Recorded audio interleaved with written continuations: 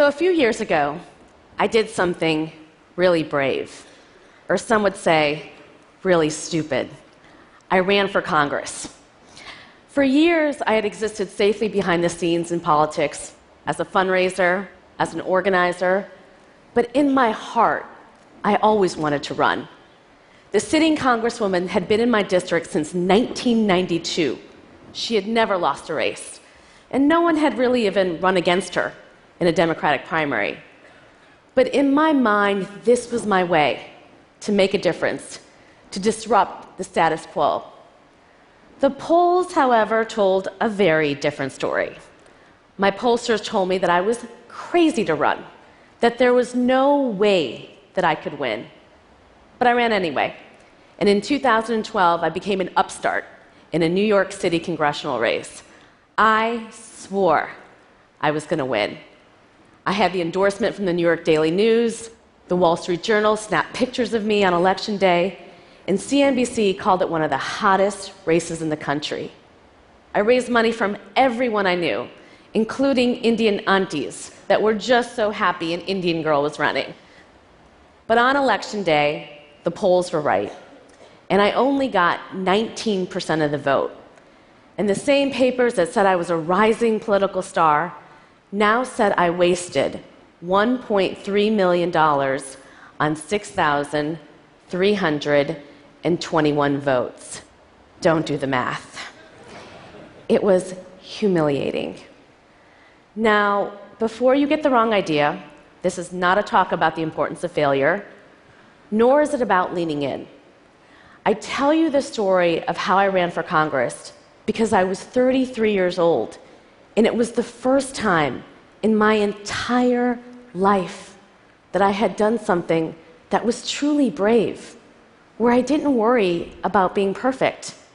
And I'm not alone. So many women I talk to tell me that they gravitate towards careers and professions that they know they're going to be great in, that they know they're going to be perfect in. And it's no wonder why.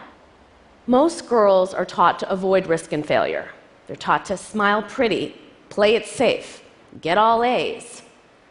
Boys, on the other hand, are taught to play rough, swing high, crawl to the top of the monkey bars, and then just jump off head first.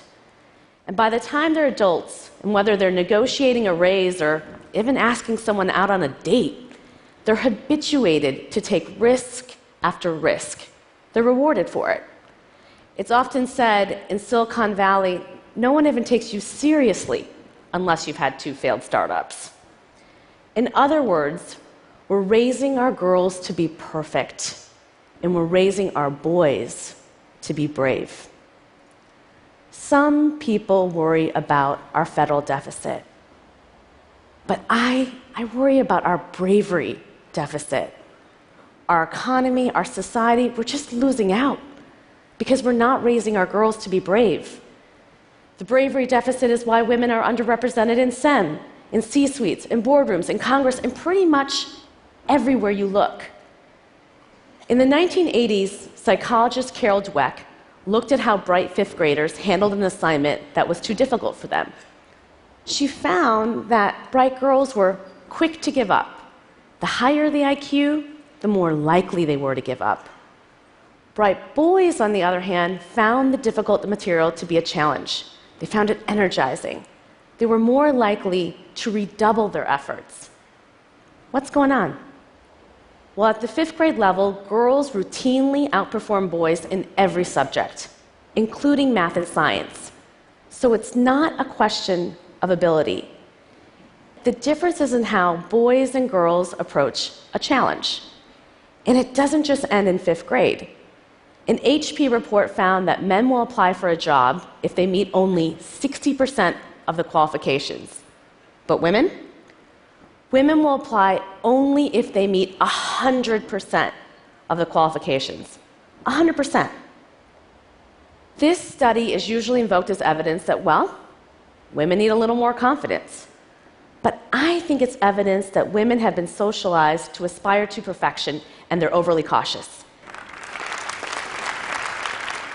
And even when we're ambitious, even when we're leaning in, that socialization of perfection has caused us to take less risks in our careers. And so those 600,000 jobs that are open right now in computing and tech, women are being left behind. And it means our economy is being left behind on all the innovation and problems women would solve if they were socialized to be brave instead of socialized to be perfect. So in 2012, I started a company to teach girls to code. And what I found is that by teaching them to code, I had socialized them to be brave.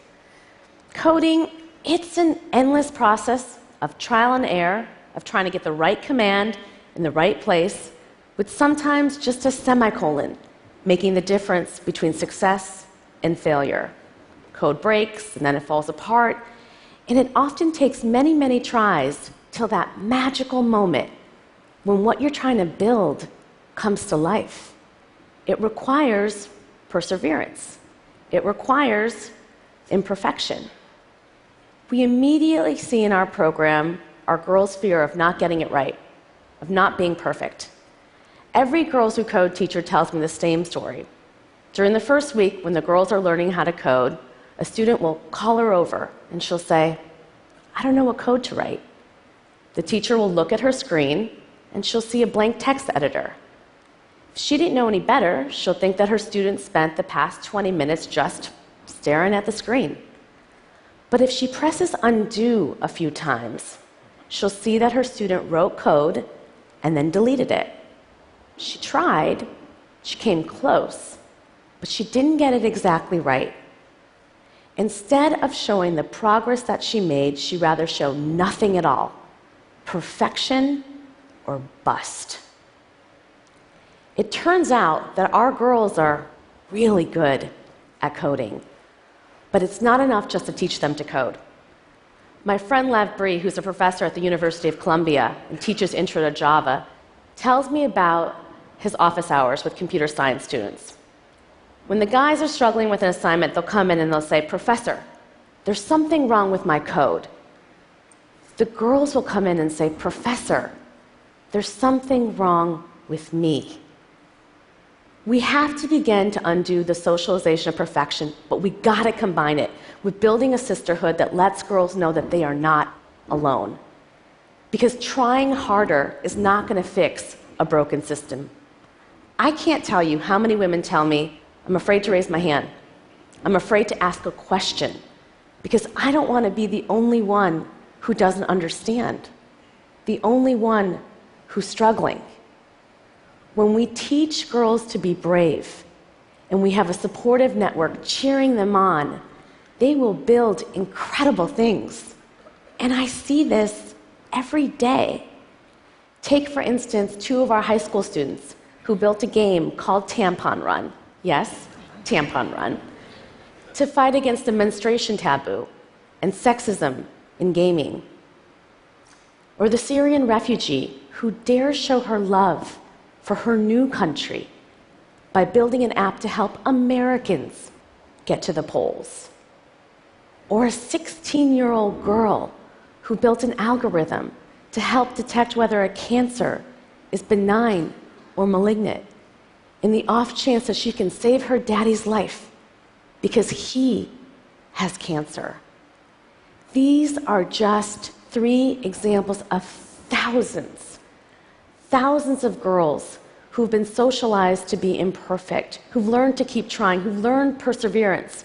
And whether they become coders or the next Hillary Clinton or Beyonce, they will not defer their dreams.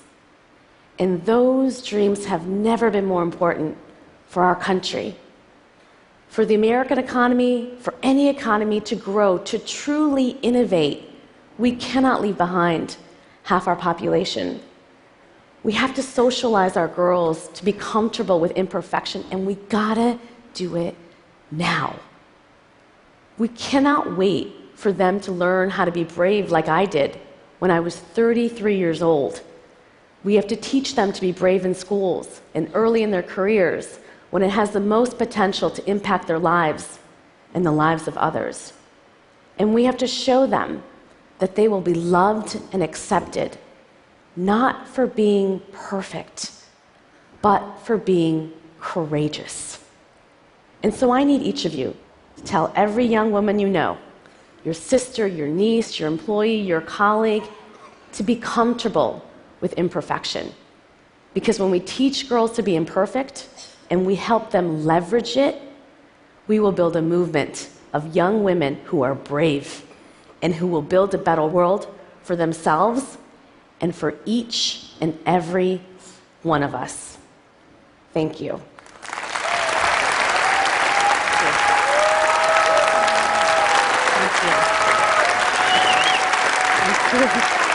Thank you. 르쉬마, thank you. It's such a powerful vision you have. You have a vision. Tell me how it's going. Like, how many girls are involved now in your program? Yeah. So in 2012, we taught 20 girls. This year, we'll teach 40,000 in all 50 states. And that number is really powerful because last year, we only graduated 7,500 women in computer science. Like, the problem is so bad that we can make that type of change quickly.